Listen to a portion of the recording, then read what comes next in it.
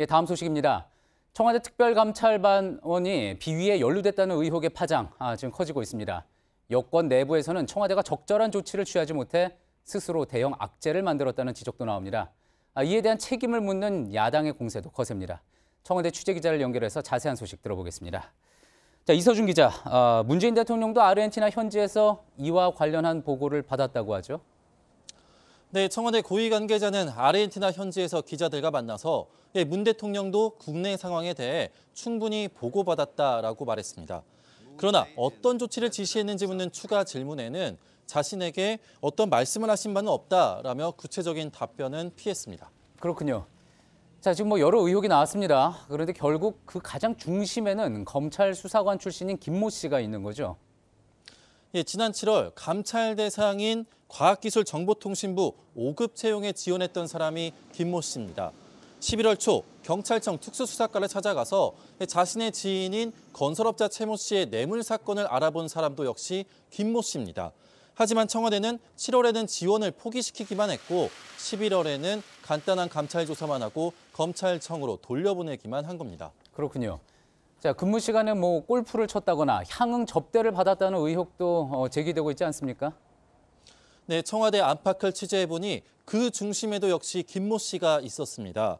한 달 전 김 씨가 조사를 받으면서 왜 나만 문제 삼느냐는 취지로 다른 감찰반원들에 대해서도 얘기를 하기 시작했고 이때부터 골프와 접대 의혹도 불거지기 시작한 것으로 알려지고 있습니다.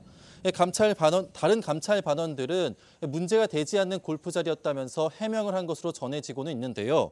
대검찰청 감찰 조사가 이제 시작을 했으니 결과를 지켜봐야 할 부분입니다. 만약 업자로부터 접대 골프와 향응 접대를 받은 것까지 드러난다면은 단순한 감찰을 넘어서 수사로까지 확대될 수도 있습니다. 그렇군요. 자, 이런 일들이 있었는데 한 달 전에 그냥 김모 씨를 검찰청으로 돌려보냈다는 거 아닙니까? 자, 결국 김 씨에 대해서 제때 적절한 조치가 취해지지 않았다라는 지적이 나올 수밖에 없겠군요. 맞습니다. 감찰반원이 감찰 대상 기간에 취업을 하겠다고 했는데 적절한 조치를 취하지 않았고 한 달 전에도 마찬가지였던 겁니다. 결국 안일한 대응이 지금과 같은 대형 악재를 키웠다는 게 내부 기류입니다. 이번 의혹은 문 대통령이 G20 순방 출국 바로 다음 날부터 불거지기 시작했습니다. 대통령과 대부분의 참모진이 청와대를 비운 사이에 급급하게 대응을 했는데요. 감찰 내용을 숨기고 원소속청에 책임을 떠넘기기 급급한 와중에 이 전원 복귀라는 강수만 두면서 화만 자초했다라는 비판도 나옵니다. 예. 자, 그러다 보니 야당뿐 아니라 여당 내에서도 책임론이 나오고 있는 것 같습니다.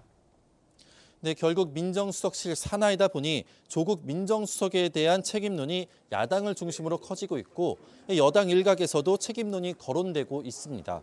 주말인 오늘 자유한국당과 바른미래당 등 야당은 이 조국 수석의 해임을 강하게 압박하고 나섰습니다. 예, 청와대에서 이서준 기자였습니다.